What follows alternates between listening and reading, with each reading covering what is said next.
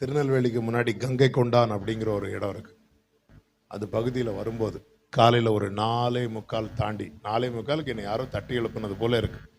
எழும்பி பார்க்குறேன், இன்னும் டைம் இருக்கு, 2 hours ஆகும் ஊருக்கு போகிறதுக்கு.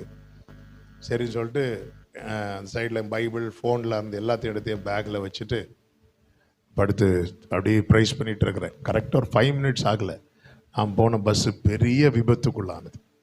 அதாவது 2 பஸ்ஸு மாறி மாறி ஓவர்டேக் பண்ணி வந்து அந்த கங்கை கொண்டான் அப்படிங்கிற இடம் வரும்போது 2 பஸ்ஸுமே கண்ட்ரோல் விட்டுட்டு, ஒரு பஸ்ஸு லெஃப்ட் சைடு பள்ளத்தில் இறங்கிட்டு, நான் போன பஸ்ஸு ரோட்லையே தலைகீழாக.